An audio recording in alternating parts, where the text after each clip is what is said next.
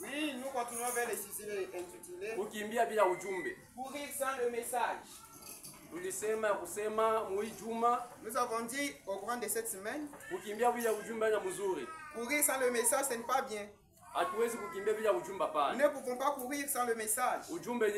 C'est quoi le message? Le message, c'est la parole de Dieu. Le message, c'est la parole de Dieu.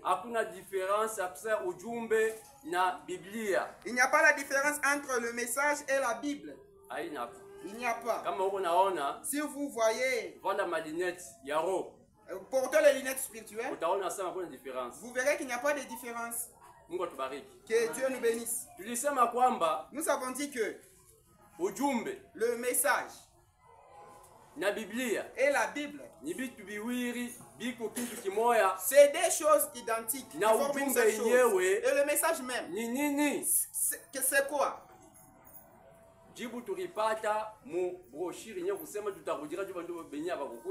On avait ressorti notre réponse dans la prédication.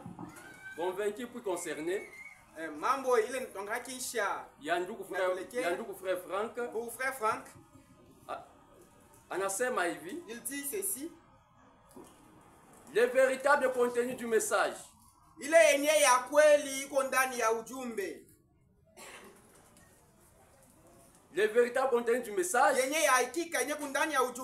est la parole de Dieu révélée qui en tout entier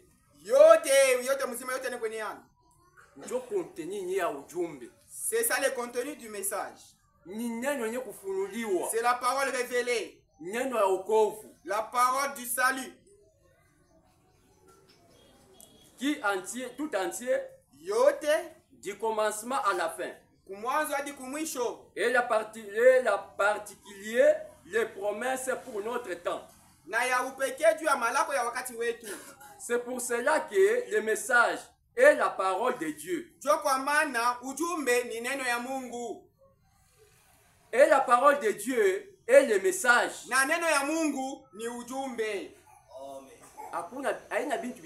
C'est pas des choses différentes. Le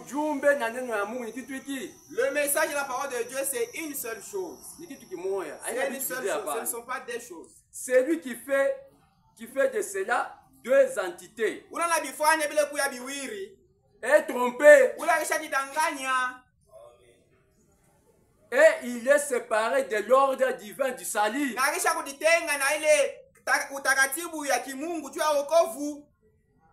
Kama kuna usema ujumbe na neno la Mungu vipi kwa chana mambo okovu hauna. Si vous dites que le message et la parole de Dieu c'est des choses différentes, vous n'êtes même pas dans les choses. Kama una mépriser ujumbe wakati, si vous méprisez le message du temps, enlèvement haina upande wako. Pour toi il n'y a pas d'enlèvement. Il n'y a pas si uamini mbele mujumbe. Il faut que vous croyez d'abord le messager. C'est lui qui nous a porté le message. Et croire même au message. Et savoir le message c'est quoi. Si vous comprenez ici, vous allez bien marcher vers le message. Et nous avons dit que tout ça, et la provenance de tout cela, c'est quand la personne n'est pas née de nouveau. Si la personne n'est pas née de nouveau, il ne peut pas comprendre la parole de Dieu. Il ne peut pas comprendre comment est le plan de Dieu. Il ne peut pas comprendre qu'est-ce que le message. Il ne peut pas comprendre même la dénomination. Pour lui, il verra que ce sont des églises. Comme ils disent des messes. Comme elle ne connaît rien, elle dit messe. Ici chez nous ce n'est pas la messe. Ici chez nous c'est l'église. La messe c'est là-bas au catholique. Et au néo. Là chez les néo c'est là où il y a la messe. Ici c'est l'église. Il y a la différence entre l'église et la messe. Si vous dites la messe, ce n'est pas dit que tu as dit l'église. Ce n'est pas de dire que tu as dit l'église. Si tu dis shalom, ce n'est pas une salutation. Aina salamu. Shalom nduku. Si vous dites shalom frère, Vous n'avez pas salué. Bonjour. C'est des choses différentes. C'est comme ça qu'il s'agit. Si vous voulez saluer quelqu'un, bonjour mon frère. Dites bonjour mon frère. Bonjour frère. Si c'est en anglais, vous y ajoutez vous-même. Dans n'importe quelle langue, vous y ajoutez vous-même. C'est ça la salutation. Shalom, ce n'est pas une salutation. Shalom, ce n'est pas une salutation. Il a fait que ça qui dans tout mon message.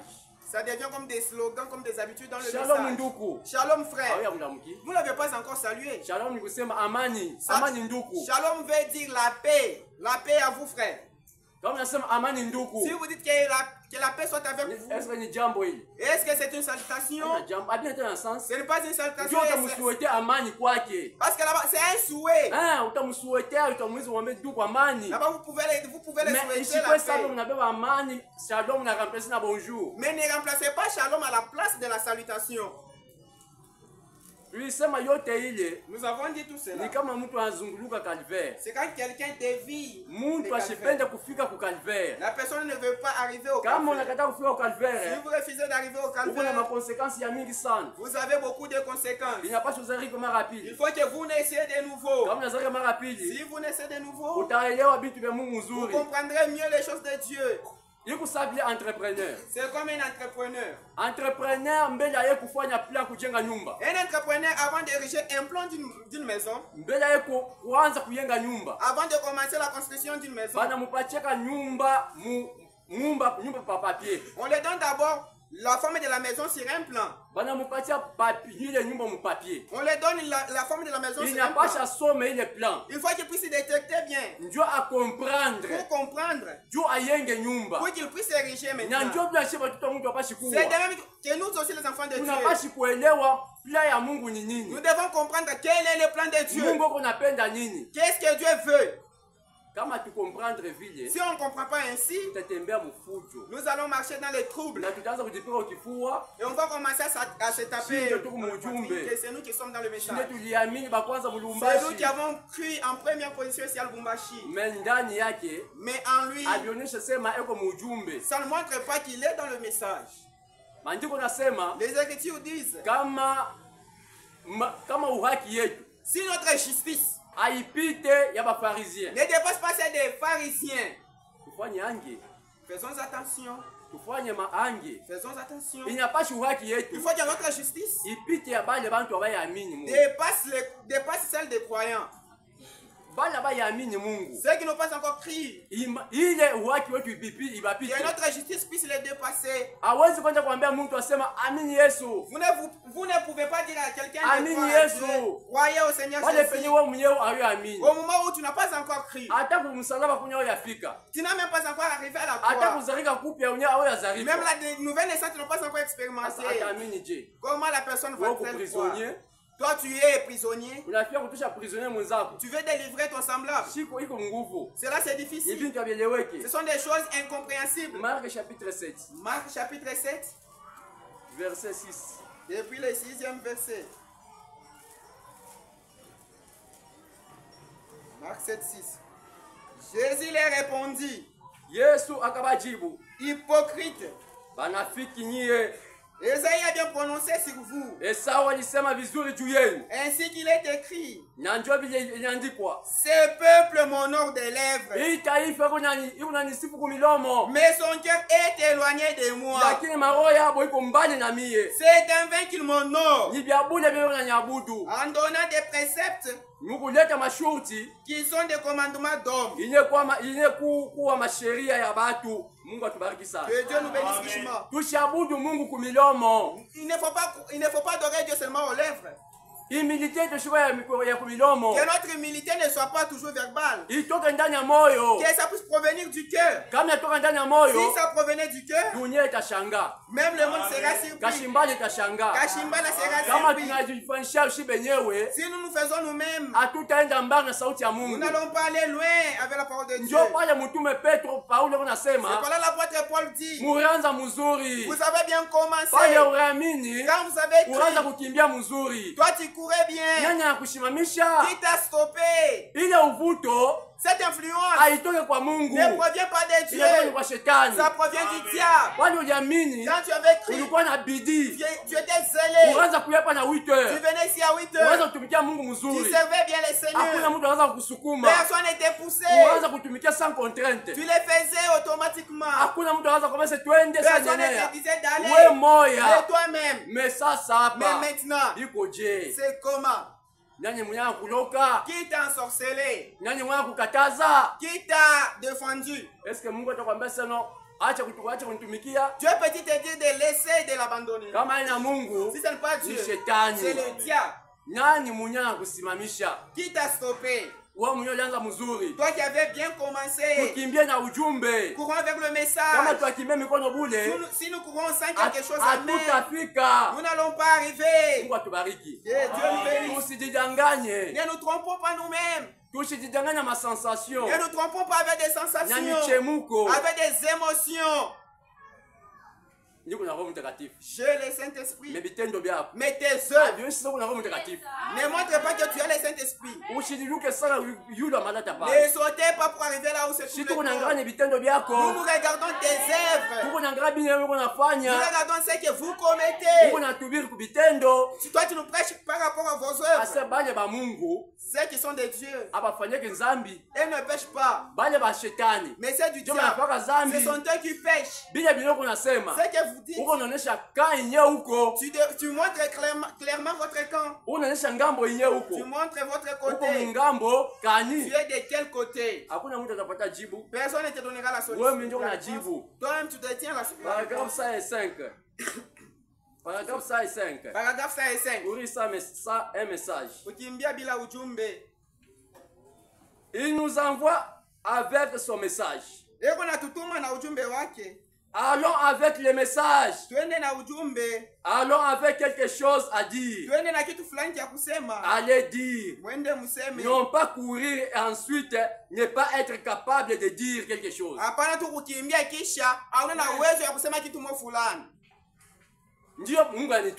Oui, Dieu m'a envoyé. Bien sûr. Bien sûr, il t'a envoyé. Il t'a donné quoi à dire? Tu n'as pas quelque chose à nous dire. Il ne faut pas courir pour courir.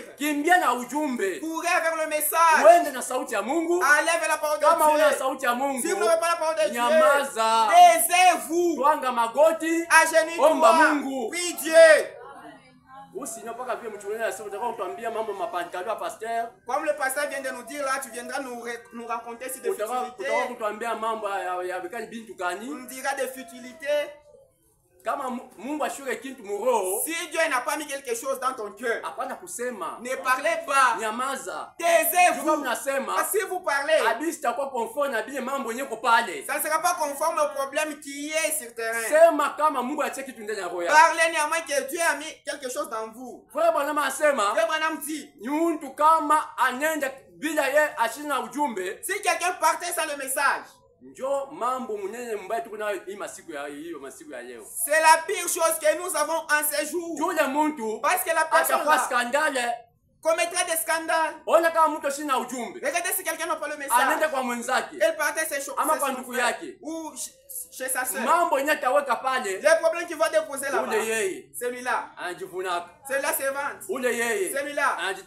Celui-là c'est vente. Celui-là. Celui-là c'est va super. C'est le message que lui va apporter. Il n'a pas le message. Comme il n'a pas le message, il faut qu'il puisse parler des tromperies. Il faut qu'il mette le commérage. Anasema il faut pas partir sans que vous ayez le message. Anasema pana kwenda kama mwe na ujumbe. Amen. Allez dire. Mwende mkasema. Non pas courir et ensuite hapana kukimbia kisha baadaye ne pas être capable de dire quelque chose. Kisha baadaye amuna na leo uwezo wa kusema kitu fulani. Ayons premièrement le message dans notre propre cœur. Ndani ya moyo wetu. Ayons premièrement la parole de Dieu dans nos cœurs. Jésus a dit à Pierre, Pierre, quand tu seras grand, tu aideras tes frères.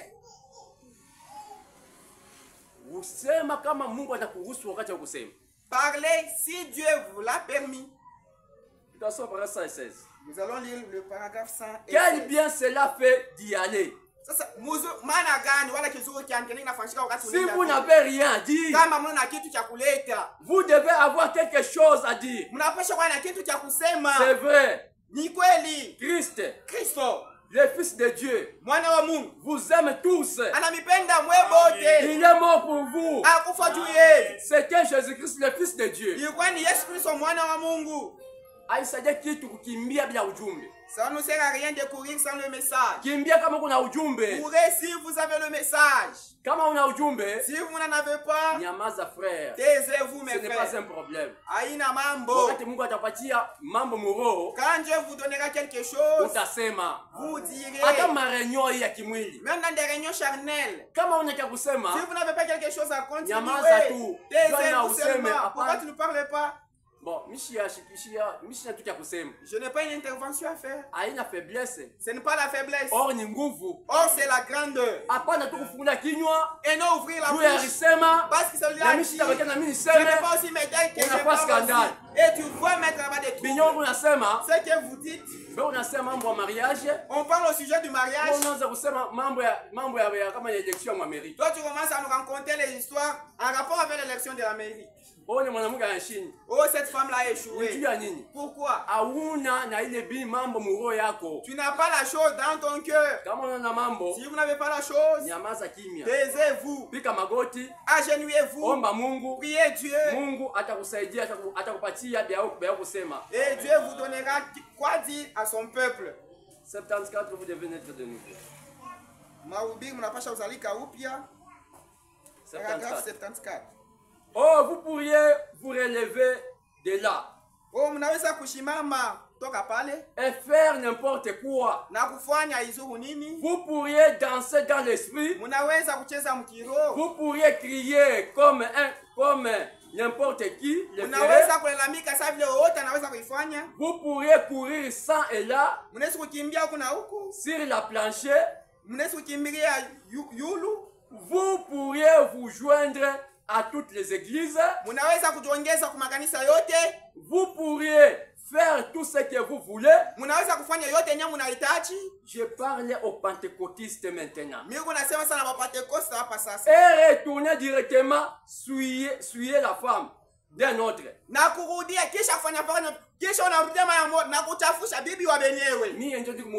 C'est moi qui suis dans les messages.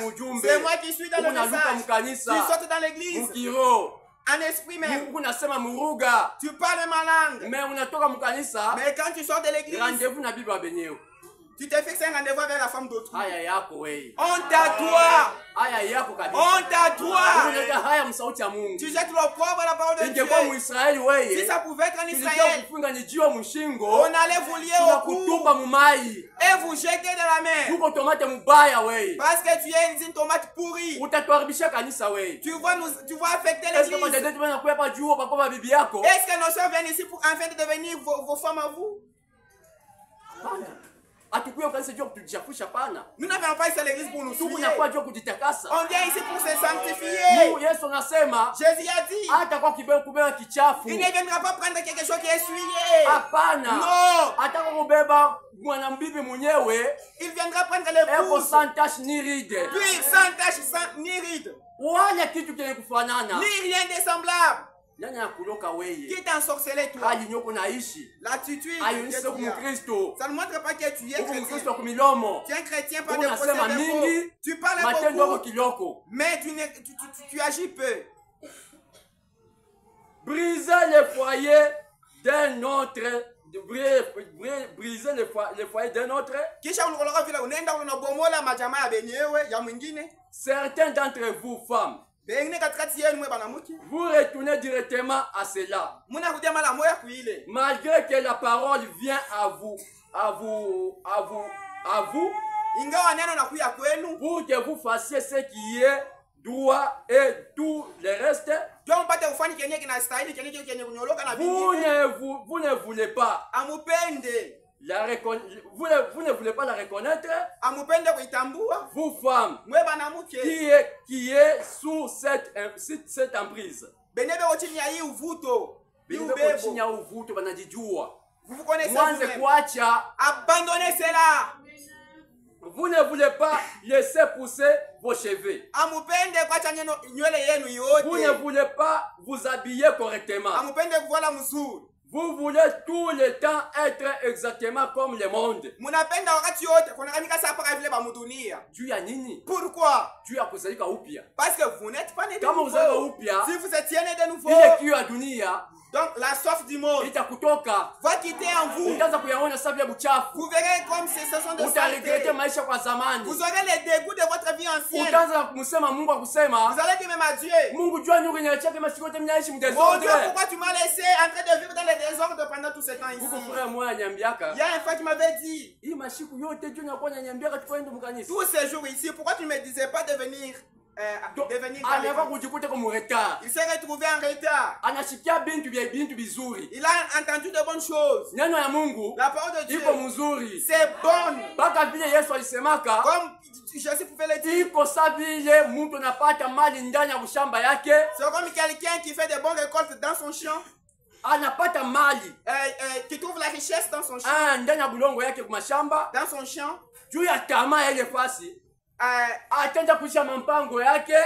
À cause de l'envie de cet endroit, il ira vendre toutes ses parcelles.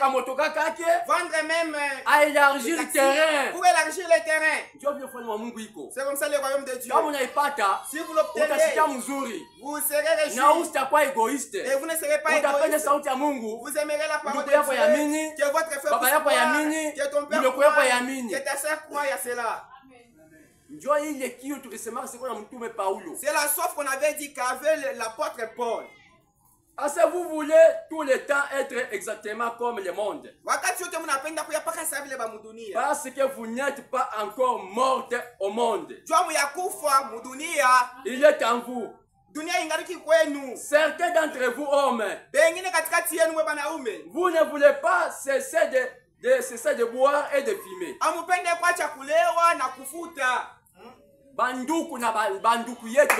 Nos frères qui sont ici, vous ne voulez pas abandonner l'ivrognerie. Vous ne voulez pas abandonner de fumer. Frère, nous amène la maladie. L'alcool nuit la santé. Toi dans le message de ces temps ici, tu t'enivres encore. Tu es nauséabond. Tu commets encore l'adultère. Tu es nauséabond. Toi dans le message de l'air, tu fumes encore la cigarette. Kisha mumuficho. Tu vois un frère, on a kafichika. Vous marchez avec des bouteilles d'alcool dans vos poches. Et même dans vos vestes. Dieu vous voit. Vous cachez-vous aux yeux des pasteurs. Cachez-vous aux yeux des enfants de Dieu. Mais là au ciel, Dieu vous voit. Même si vous le buvez au travail. Que vous le buviez en brousse. Dieu vous voit. Vous nous trompez que ce sont des yes énergies. Or ce n'est pas ça. Vous prenez verre et vous y mélangez. Vous vous enivrez. Nous dans les aux yeux charnels, nous disons que notre frère aime les yes énergies. Oh toi tu as fait l'hybridisme. Tu as fait Montaïs. Tu prends Montana. Tu prends aussi les yes. Tu mélanges. Tu fais là-bas Montaïs. Dieu te voit. Toi cache-toi aux yeux de Dieu. Mais Dieu aussi, il te voit. Il va te demander. Ce jour-là, tu vas pleurer, grincer les dents. Tu commences à condamner le pasteur. Tu commences à condamner l'associé. Tu commences à condamner le pasteur. Tu vas dire pourquoi vous nous avez laissé comme ça. On te le disait, tu vois de la chair. Mais tu n'aimais pas. Tu t'es vu toi malin. Prends ton collier, va-t'en avec. Ces jours-là, tu manqueras quoi dire. Vous ne voulez pas arrêter de convoiter ces femmes ignobles, les femmes ignobles, ignobles, Beko mwali mbaya. Babu chafu. Habillé de façon immorale. Ni ba frère bebe nambi hapa. On s'adresse ici aux frères. Kama tu unaona dada. Quand toi seulement tu vois une sœur. Bien que Mungu alimubariki. Bien que Dieu l'a déjà béni. Anamupatia mwili wake mzuri. Il a donné un bon Dieu. Wewe tu ni kuyukura tu meno. Toi c'est comment ça c'est ma. Wewe ni kuyaka tu paka meno.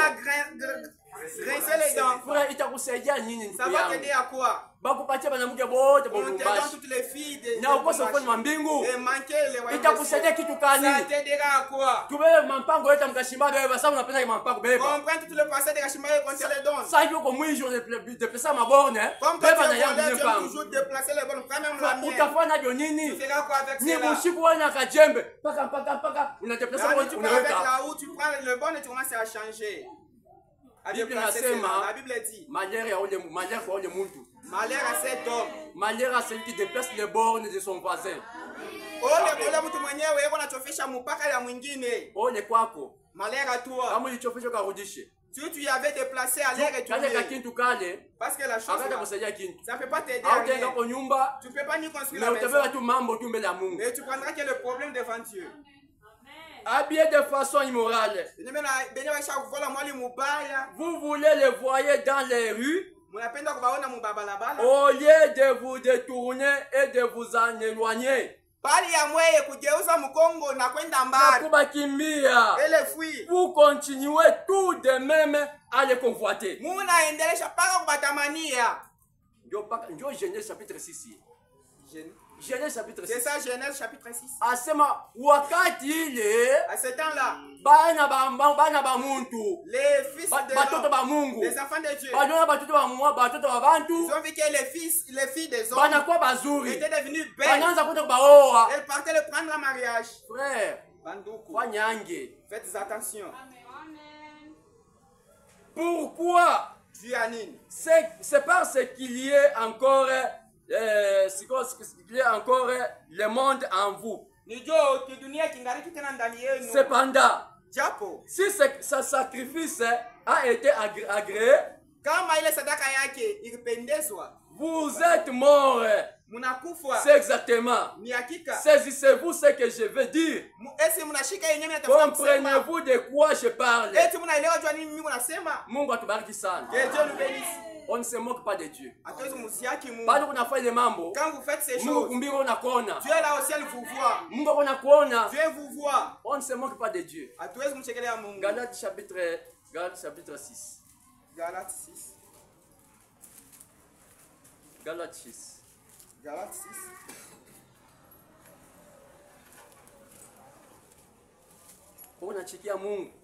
Tu te moques de Verset Dieu. 7. Verset 7.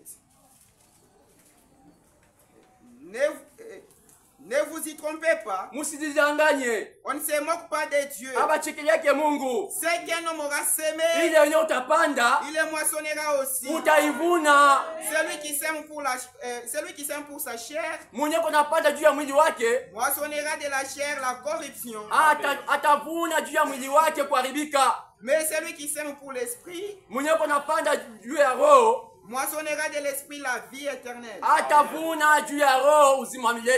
Ne nous lassons pas de faire le bien. Car nous moissonnerons au temps convenable. Si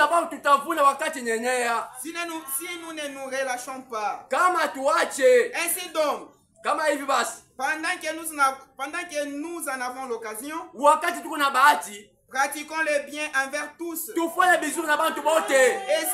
envers les frères en la foi. Que Dieu nous bénisse. C'est horrible.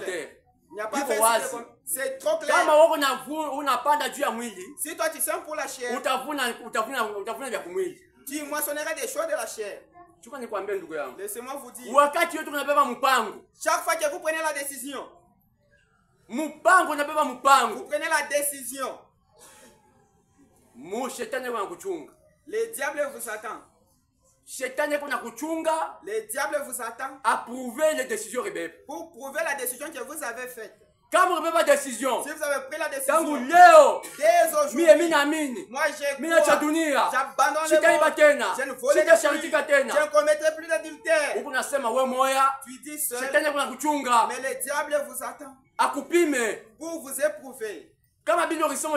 Si réellement vous allez accomplir ce que vous avez dit, une fois qu'on a pris la décision, une fois que vous prenez la décision, soit derrière ta décision pour l'accomplir, un homme, c'est ce qu'il dit, il tient compte de cela. Un homme dit quelque chose et n'est pas l'accomplir, c'est mauvais devant les yeux de Dieu.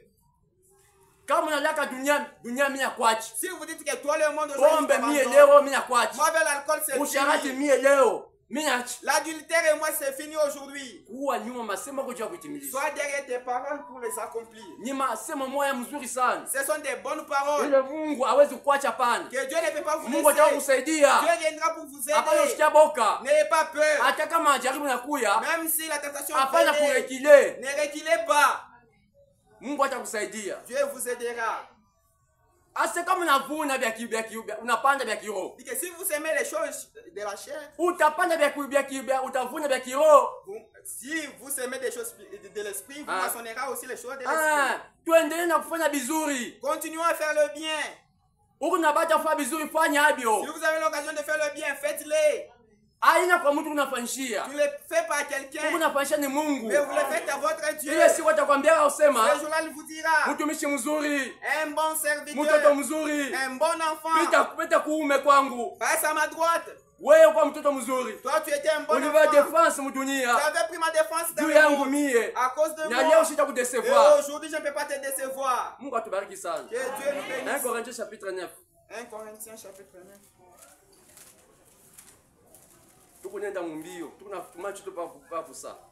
Nous tenons compte de notre temps. C'est le chapitre 9, verset 24. Verset 24. Ne savez-vous pas que ceux qui courent dans les stades, mais qu'un seul remporte le prix? Pourrait de manière à les remporter. Tous ceux qui combattent s'imposent toute espèce d'abstinence.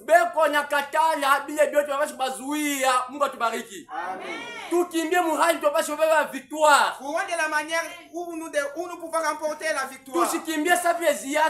Ne courons pas pour courir. Courons de la manière où nous pouvons être couronnés. De la manière où nous pouvons être récompensés. Et non courir en blaguant. Regardez les karatékas. Regardez les joueurs de football. Quand ils sont dans le stade, en suivant les règles de jeu. Ma règle est ya mchezo. Dans le football, il est strictement interdit à un joueur de toucher le ballon à la main. Et à moins qu'elle ait peur. Si vous jouez en dehors de ces règles, vous n'allez pas remporter le championnat. Demandez à Messi, vous dira. Demandez à Ronaldo, il vous dira. Moi, depuis que j'ai commencé ma carrière, donc ce qu'on m'avait donné comme interdit, je ne toucherai jamais avec mes mains le ballon quand c'est encore au stade. Je ne peux jamais donner un coup de pied à mon ami. Et joue en suivant les règles de jeu. Mais les enfants de Dieu ne veulent pas jouer en suivant les règles de jeu. Et veulent adorer Dieu comme ils veulent. Si vous dites non, ma soeur, là vous êtes mal habillé. C'est vous qui irez au ciel.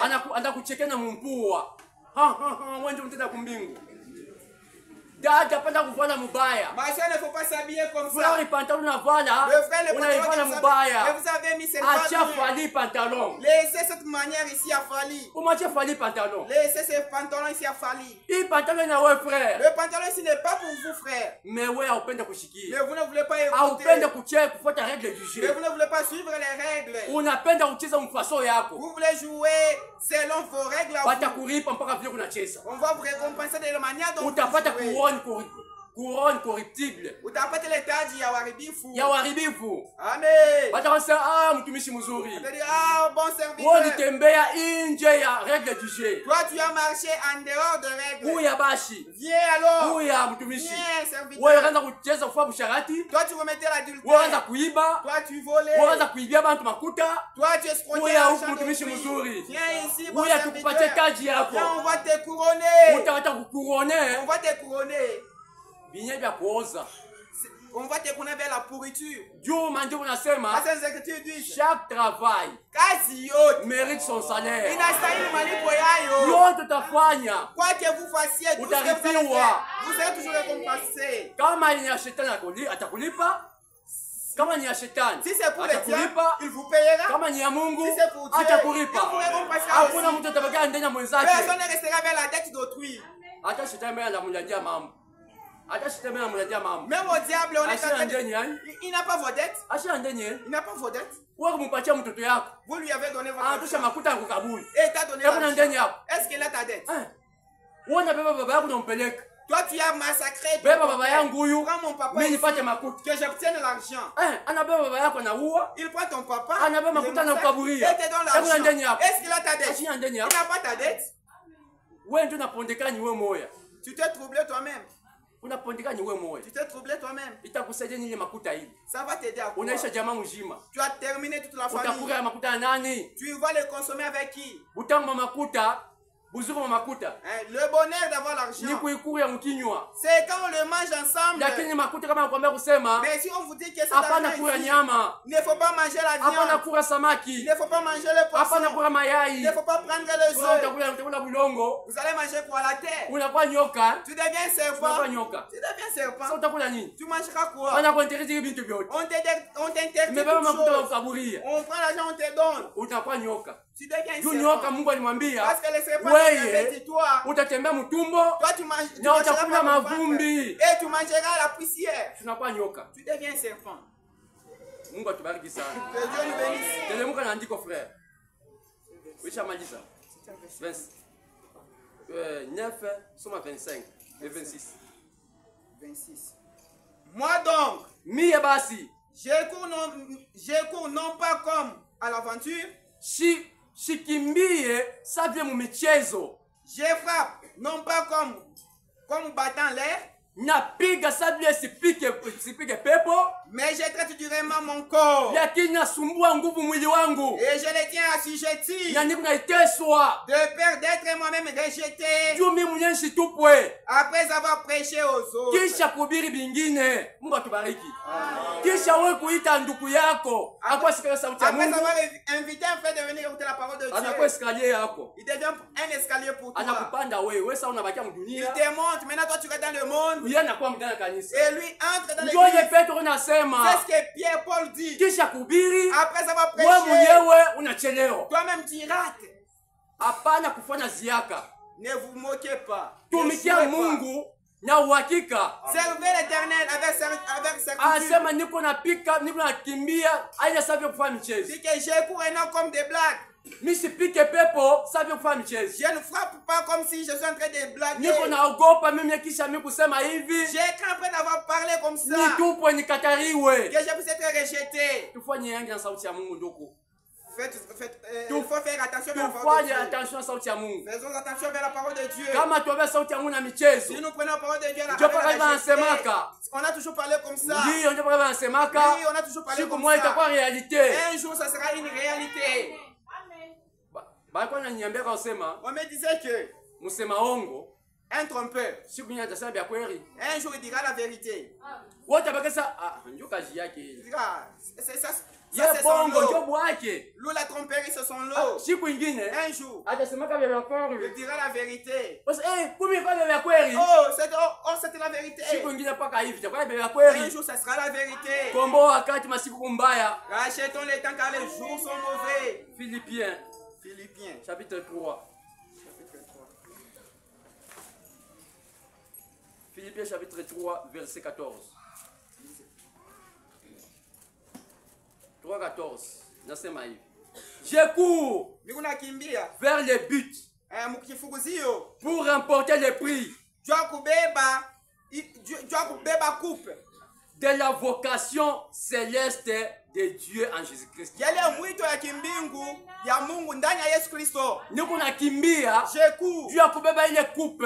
Pour remporter la coupe. Il y a une vocation ya Jésus-Christ. Votre vocation. Hapana kuya mukanisa. Et non venir dans l'église. Sabile ni michezo. Comme si ce sont des mouvements. Dieu va tuonto na mukanisa.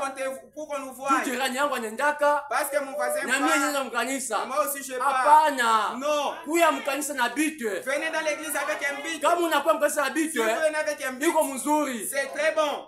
Kuya uamini Yesu Kristo na kifukuzio. Venez croyez au Seigneur Jésus avec un but. Petro alimuuliza Bwana. Pierre lui a demandé Seigneur. Yetu ni nini? Quel est notre but? Jésus lui a dit, Petro, Pierre, le but.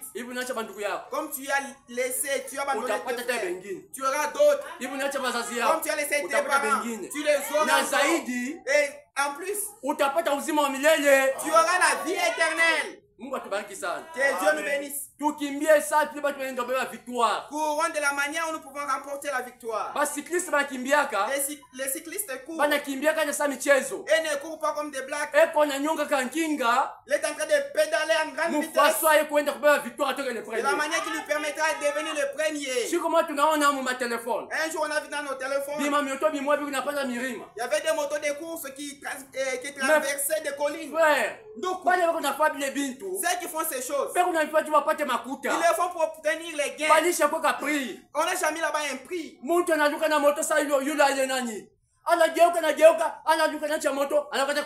Quelqu'un saute avec la moto et puis quand il retombe, il s'assoit encore sur la moto. Tout ce qu'il fait là, ce sont les choses du monde. Pour des choses corruptibles. Des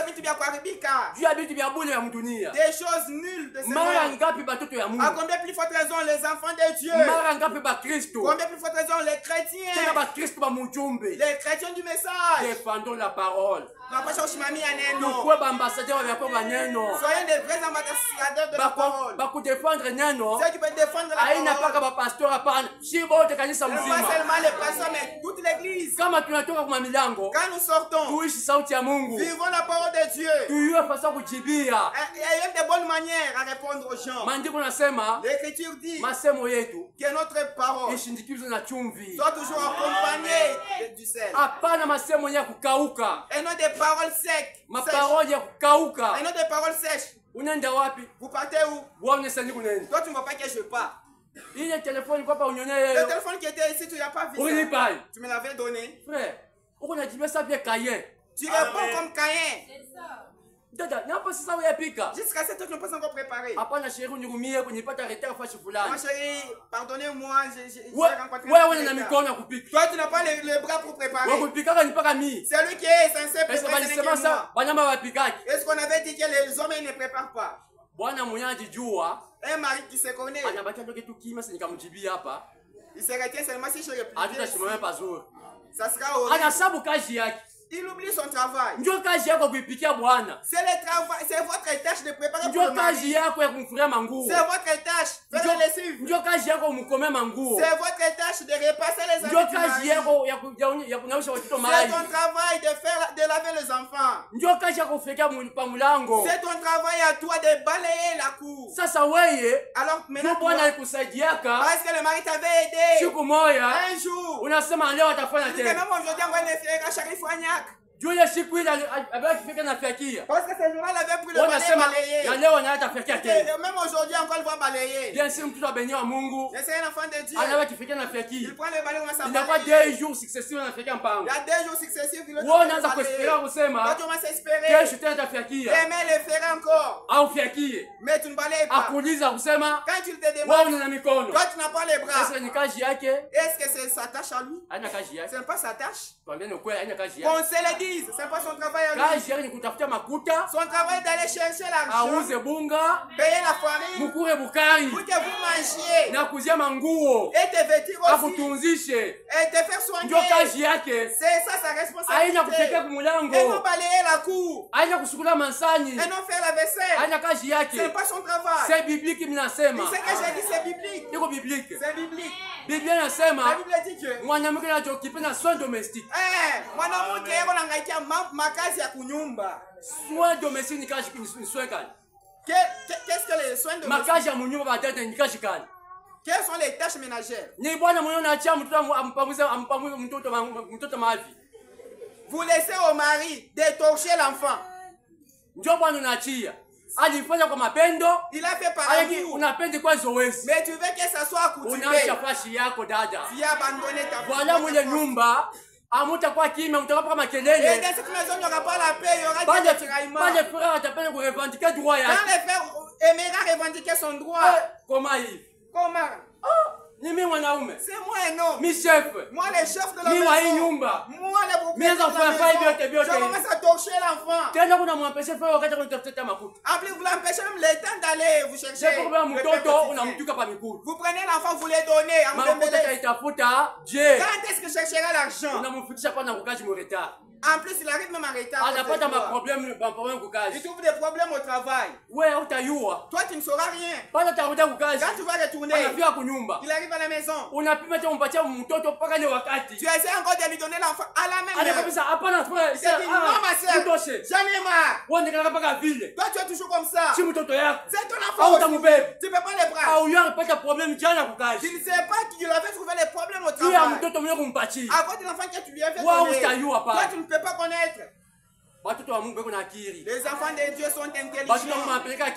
Les enfants de Dieu réfléchissent. Les enfants de Dieu ne sont pas des bourris. Même si les mondes nous voyons comme si nous sommes des bourris. Mais nous voyons très loin. Nous sommes des aiglons. Nous voyons très loin. Toi tu vois ici. Nous nous voyons jusque là. Que Dieu nous bénisse. Soyons les véritables enfants de Dieu. Il ne faut pas être seulement des enfants de Dieu pour les et non pas se glorifier. Moi je suis. Moi je suis. Qui es-tu? Montre-nous tes œuvres. Montre-nous tes œuvres. Montre-nous seulement les pères et cela nous suffit. Nous tous, si haute. Donc, qui sommes nous tous, donc qui sommes parfaits, ayons cette même pensée. Et si vous êtes en quelque point d'un autre avis, Dieu vous éclairera aussi là-dessus. Ne faut pas rendre cela devenir un problème. Si toi tu ne crois pas manger les chiens, il ne faut pas injurier ceux qui en consomment. Si toi tu ne veux pas manger les gomos, n'injurie pas ceux qui en consomment. Mais continue toujours avec la parole de Dieu. Dieu t'éclairera à ces sujets. Peut-être un tel frère n'a pas bien compris si un dossier quelconque. Dans certaines écritures, n'a pas bien compris. Tu as essayé de l'expliquer. Tu vois comme si ça voulait susciter les problèmes. Laissez-les. Priez pour lui. Continuez. Il comprendra à ce niveau-là plus tard. Vous ne pouvez pas comprendre la Bible tout entière en un seul jour. Non. utenda mubulongo usayelewa. Vous retournez même à la terre, vous n'allez pas comprendre. Les gens sont partis faire la théologie. Ils ont eu les cheveux chez nous dans la tête. Mais ils n'ont pas compris la nouvelle naissance. Ils veulent encore retourner dans le sein de leur mère. Mungu atubariki sana.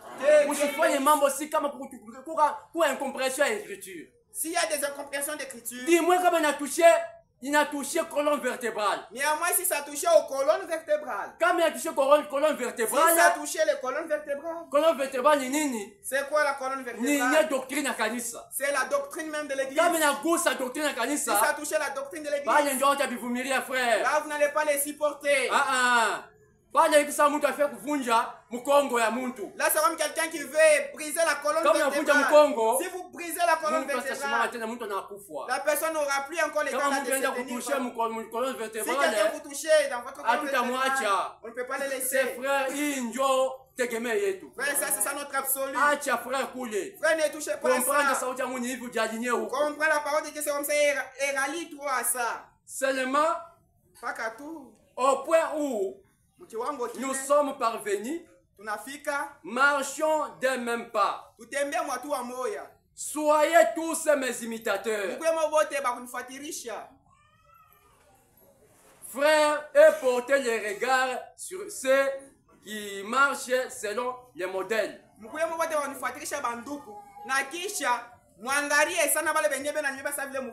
que vous avez en vous. Nous devons imiter le bon comportement. Un homme a toujours ses défauts. Et un homme aussi a aussi des côtés positifs. Nous devons imiter les bons côtés. Frère Jonas Sangwa. Celui qui était venu nous prêcher ici. Il avait dit que j'ai trouvé une nouvelle chose. Cette sœur ici. Est-ce qu'elle a des enfants? Pour lui, croyez que le couple Jean-Baptiste et notre sœur Chouchou, c'est ça. Il vient maintenant de se marier. Quand il était allé les rendre au golf, je croyais que ce sont des nouveaux mariés. Parce qu'elle s'appelle ma femme. Alors la manière qu'il a vu, vous lui croyez que c'est des jeunes mariés. Pourquoi? Parce que c'est un bon comportement. Ce n'est pas mauvais à imiter. Imitons-le bien. C'est un homme, il a ses défauts. Mettez les défauts de côté. Et prenez les côtés positifs et prenez cela. C'est comme ça. Prenons les bons côtés. Courons de la manière où nous pouvons remporter les prix. On ne peut pas courir en désordre. Un jour, on a organisé un jeu de course. Donc on prenait là-bas une planche. On étale cela sur le seau. Ça devient comme si c'est le pont. Ce sont des bois. On les étale au-dessus de la mer. Mais c'est sur le seau. À peu près 100 mètres. Même 200 mètres. Voire même 200 mètres. Alors on prend les cyclistes. On met là devant et un prix. On leur dit que si vous y marchez, vous franchissez de l'autre côté, vous aurez autant d'argent. Le premier aura telle somme. Les enfants se sont placés là-bas. Ils se sont exercés avant les jours même de la course. Alors quand les jours étaient venus, ils sont allés là-bas. Le premier a commencé. Il a pris les vélos. Il a commencé à pédaler. Tout en chancelant. Kishananguka. L'autre aussi a pris les vélos. L'autre aussi. Il tombe encore dans les eaux. Beaucoup s'étaient noyés. L'un parmi eux était sorti. Avec un ancien vélo qui n'avait pas même l'aptitude, qui ne répondait pas même aux normes. Il y a ma course. Parce que les vélos pour la course, ça répond aux normes de la course. Lui a pris seulement notre vélo là ordinaire avec le il part là-bas avec ses vélos. Ici, j'essayerai aussi. Il a pris. Il est là. Il a commencé. Il a commencé.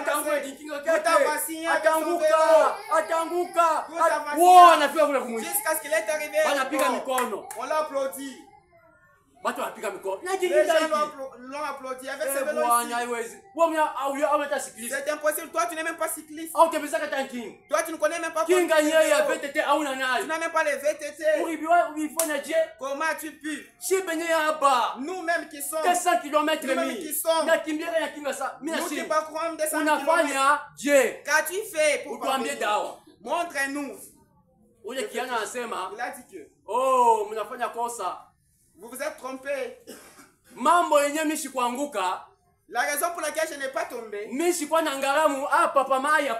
ne regardais pas ici. Je ne regardais pas dans l'eau. Moi je regardais là-bas, là au bord, là au fond, là où il y a le but. Et là moi j'ai fixé mon regard. C'est la raison pour laquelle j'ai réussi. Si vous marchez, il ne faut, si vous regardez ici mes regards, si vous regardez devant vous tamponner. Tu n'as pas ce qu'il y a un objectif. Nous devons courir avec nos objectifs. Tu n'as pas ce qu'il y a un objectif. Nous devons courir tout en regardant devant. Et non courir comme ça sans qu'il y ait quelque chose à la main. Vous allez donner quoi à Dieu? Vous allez pleurer. Vous allez pleurer, grincer les dents. Si Dieu dit, nous devons croire à sa parole. Nous devons croire. On ne peut pas s'opposer à Dieu. Je vais vous relater l'histoire du roi Josias. Le roi là, il était un bon roi. Il était un bon roi que les Juifs avaient trouvé. Ce roi avait fait de bonnes choses en Israël.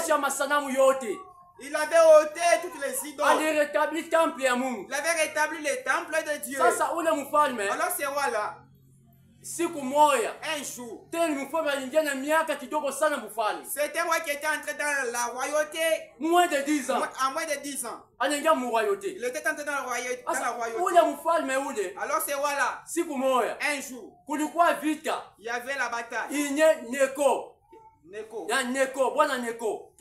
Cet homme Neko, il était allé attaquer une ville. Josias a appris la nouvelle. Il a écouté que cet homme-là venait pour le combattre. Il a dit que non, je ne vais pas l'empêcher. Alors Neko aussi a appris la nouvelle. Il a dit à Josias qu'il entre toi et moi, il n'y a même pas une chose. Je ne viens pas contre toi. Je ne vais pas combattre, c'est les autres. C'est Dieu qui m'a envoyé. Frère, même un païen, Dieu utilise aussi sa bouche. Neko n'était pas un juif. Il était un homme de nation. Mais Dieu lui a dit d'aller combattre la ville. Quand il est allé combattre, celui-là est parti pour le barricader. Il a dit que je n'ai pas de problème avec toi, ce n'est pas à toi. Il a fait semblant de retourner. Quand il a fait semblant de retourner, il est allé se cacher avec son armée. En voulant toujours combattre cet homme. Quand il est parti, il est arrivé là-bas. On lui avait fusillé. C'est comme ça que Josias était mort. Il était un bon roi. Pourquoi? Il s'est opposé à Dieu. Il s'est opposé à Dieu. Bien que les paroles proviennent de la bouche de Dieu. Mais lui a refusé d'écouter ce que cet homme lui a demandé. Il a dit que ne t'oppose pas à Dieu. C'est Dieu qui m'a dit d'aller combattre. Il a dit non, il est allé toujours au front. Et on l'a tué là-bas. En Juda, on avait déclaré deuil national. C'est un deuil chronique. Toutefois, que vous vous opposez à la parole de Dieu, vous aurez les résultats. Vous aurez les résultats. Ne faites pas semblant de croire. N'ayez pas honte aujourd'hui de croire. La parole vient à vous. C'est toi aujourd'hui. Crois au Seigneur Jésus. Fuis la colère à venir. Et que tu obtiennes la rémission de tes péchés. Que Dieu vous bénisse. N'abandonnez pas la parole de Dieu. Saisissez la parole avec Dieu. Et Dieu nous aidera. Il était un bon roi. J'aimerais parler sur la vie de Samson. Où Samson? Samson. Il était né avec un but. Un homme spécial. Il était un homme spécial. Pour un but spécial. Un gars qui faisait au mot et vie. Qui faisait. C'était pour faire sortir les enfants de Dieu. Non. Dieu a combattu les Philistins. C'était pour détruire les Philistins. C'était son but. On lui avait mis dans le monde avec ce but-là. C'était un enfant issu de la prière. Envoyé la souffrance des Juifs. Sa mère a pleurniché. Jusqu'à ce qu'on a donné naissance à Samson. Vous connaissez bien l'histoire. Les choses qui m'importent ici. Samson, kama alianguka, s'il était tombé, il n'était pas tombé parce qu'on l'avait rasé cette tresse-là. Non. Il était tombé depuis longtemps. C'est parce qu'on l'avait rasé. Ce n'est pas encore du cheveu. Il était tombé depuis longtemps. Quand tu avais fait son choix d'aller prendre de l'île-là, c'est par là qu'il était tombé. Ça, c'était que le résultat de son incrédulité. C'était que le résultat de refuser de marcher vers la parole de Dieu. C'est pas parce qu'on l'avait rasé. Parce qu'il avait refusé de faire ce que Dieu lui avait dit. Ses parents lui avaient dit que toi, Samson, tu veux te marier. Oui. C'est ça. C'est qui ta femme? Oh, c'est une Philistine. Ah, Samson. Son père lui a dit, Samson, est-ce que dans notre pays ici, il n'y a pas une femme qui est agréable devant tes yeux pour la prendre en mariage? J'aimerais que vous la preniez pour moi. Parce qu'elle me réjouit. Je l'aime. Par apparence. Par son apparence. Elle les réjouissait. Mais là, elle était une lionne. Elle était léopard.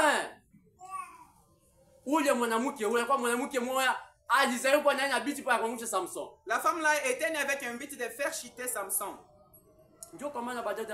C'est pourquoi mes frères et sœurs,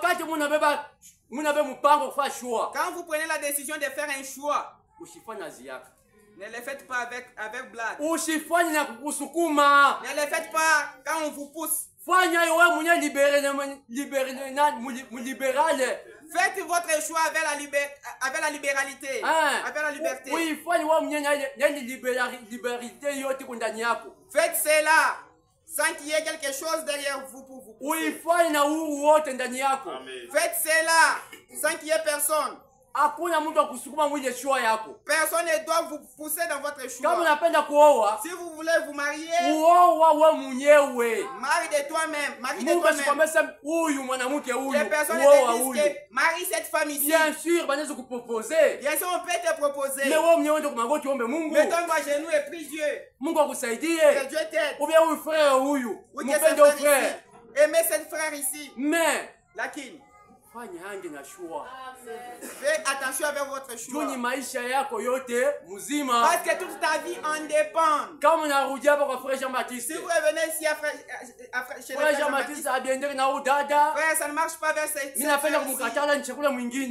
j'aimerais choisir une autre. J'aimerais la refuser. Frère, ici c'est pas la Kenya. Ici c'est pas la Kenya pour choisir les habits. Règle jeu de dames, hein?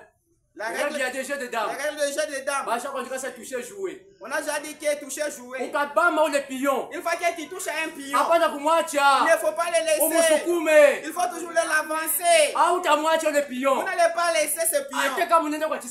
Même si tu partais chez Obama ou chez Obama. Comment il est?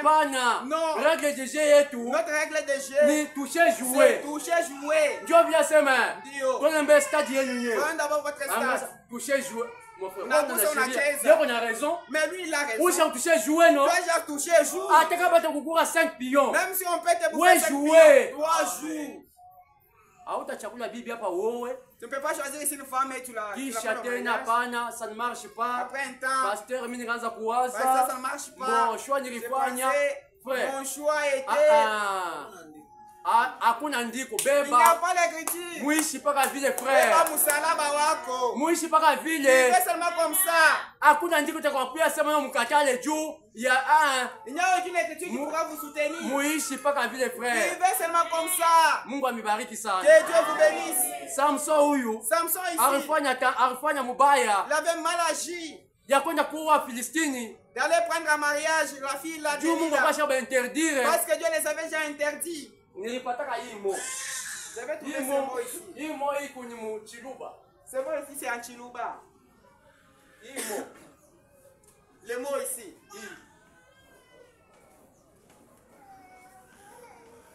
Hii mo iko ni mu Chiluba. Ce mot ici c'est en notre dialecte Chiluba. Banaandika sa dibaka. Là j'ai écrit que bukweri. Hii dibaka hii. Hii bukweri. Iko na signification. Ça a aussi une signification. Iko na maana yake. Ça a une signification précise. Aina cha jina tupaka jina bujina pana. C'est pas seulement un nom comme un nom ordinaire.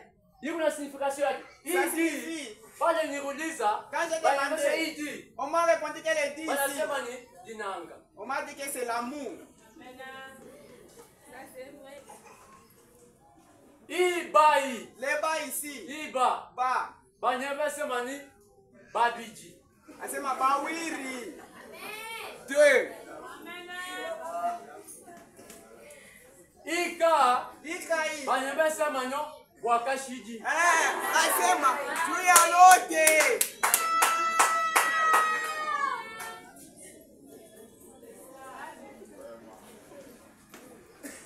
Manake signification ya jina. C'est la signification. Jinanga, babidi, wakashidi. Mapendo, bawiri, tuyalote. Tuyalote.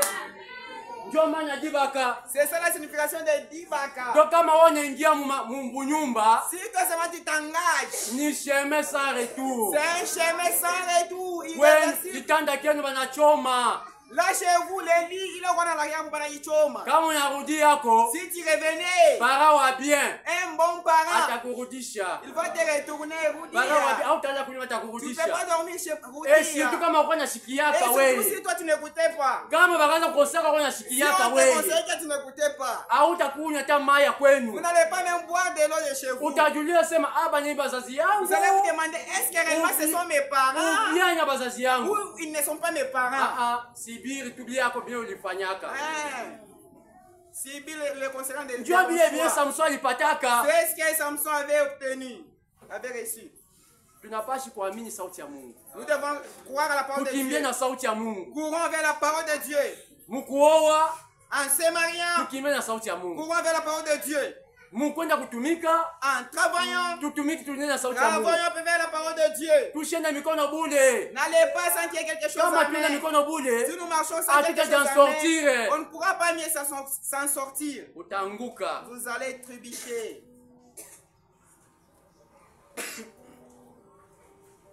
Tuko mu courir sa message.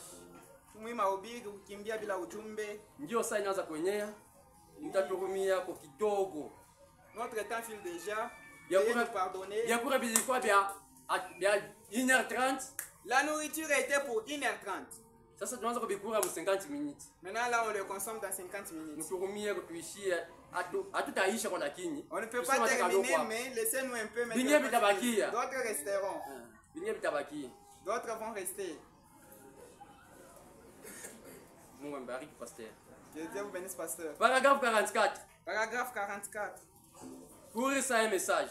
Kukimbia bila ujumbe. Ni hasara kubwa.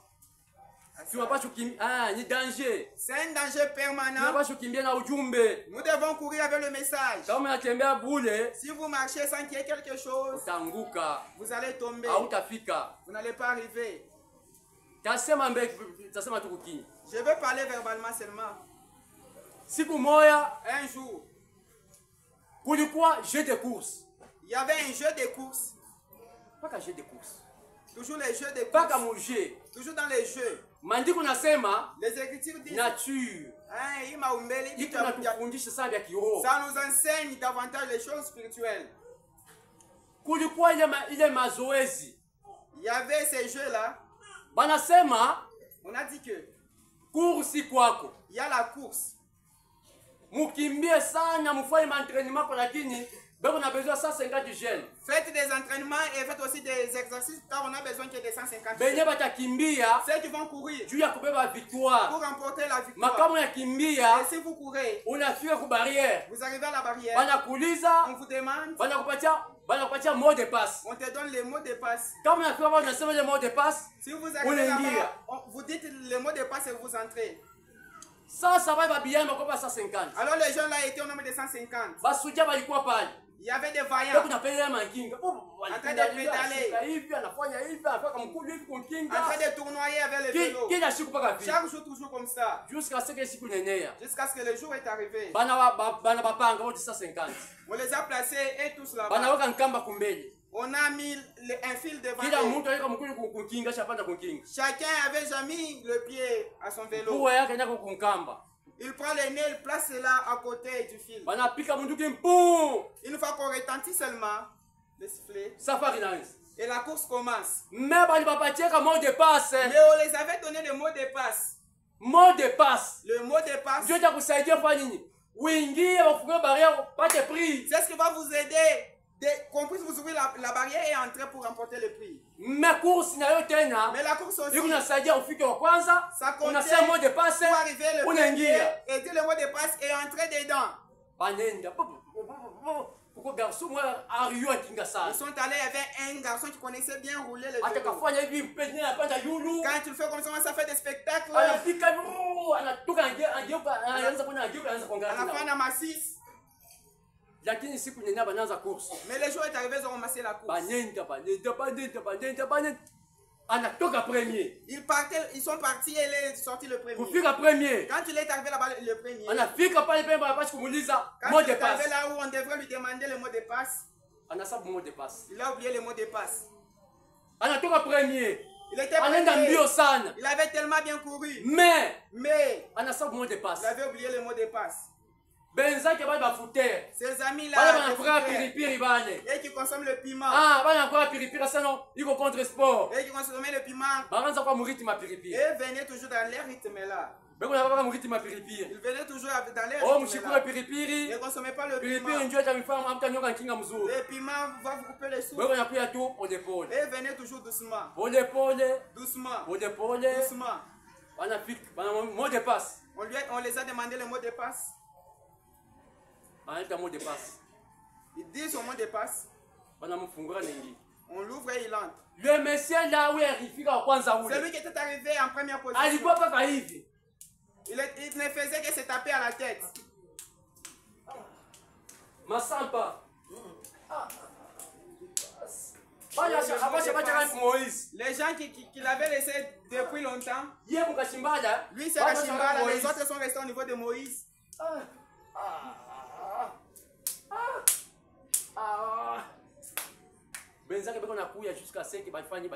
Ses amis venaient jusqu'à ce qu'ils sont arrivés. Donne-nous le mot de passe. Il dit le mot de passe. On l'ouvre et il entre. Mais lui était resté là-bas. Mot de passe, mais le mot de passe que vous pouvez dire aujourd'hui, que je peux donner aujourd'hui. Frère Bana n'avait pas donné le mot de passe. Moi je vais donner ce mot de passe. Toi aussi tu donneras les tiens. C'est-à-dire cet homme-là, il s'est exercé comment pédaler les vélos. Mais placer les mots de passe dans la tête, il n'avait pas mis cela. Et non seulement c'est à l'église, mais la parole de Dieu dans la tête, pendant que ça n'y est pas. La parole de Dieu c'est ça notre mot de passe. C'est ce qui vous fera arriver au ciel. Le Saint-Esprit de Dieu, c'est ce qui vous fera arriver au ciel. C'est ça votre mot de passe. Cherchez votre mot de passe dès aujourd'hui. Il est arrivé là-bas. Donne-nous le mot de passe. Cet homme-là n'en avait plus. Il a fait des 100 pas. Il a regretté sa vie. Il a regardé son énergie. Le mot de passe que j'aimerais donner, Jean chapitre 3 verset 16. C'est Jean chapitre 3 verset 16. Peut-être on les avait demandé. Dieu a tant aimé le monde. Mungu akapenda ulimwengu. Il a donné son fils unique, afin que quiconque croit en lui ne périsse point, mais qu'il ait la vie éternelle. De qui s'agit-il?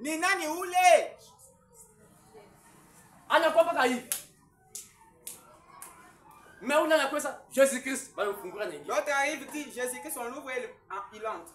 Frère, tukimbie na sauti ya Mungu. Courons avec la parole de Dieu. Tukimbie muhaja kupata prix. Courons de la manière où nous pouvons remporter le prix. Tusikimbie saa ziyaka. Ne faut pas courir comme si ce sont des sauti ya Mungu inakwendea leo saa magharibi. La parole de Dieu était parvenue encore ce matin. Ni wewe mwenye Mungu unatafuta. C'est toi que Dieu cherche. Wewe mwenye ushakuacha Mungu. Toi qui as abandonné Dieu. Wewe mwenye hauyabatiziwa. Toi qui n'es pas encore baptisé. Katika jina la Yesu Kristo maji mengi. Dans beaucoup d'au nom du Seigneur Jésus. Kama ukwako. Si vous êtes là. Hauyabatiziwa. Et que vous n'êtes pas encore baptisé. Katika jina la Yesu Kristo. Au nom du Seigneur Jésus. Maji mengi. Dans beaucoup d'eau. Onesha imani yako. Montrez votre foi. Tutakunjisha vichwa. Nous allons tous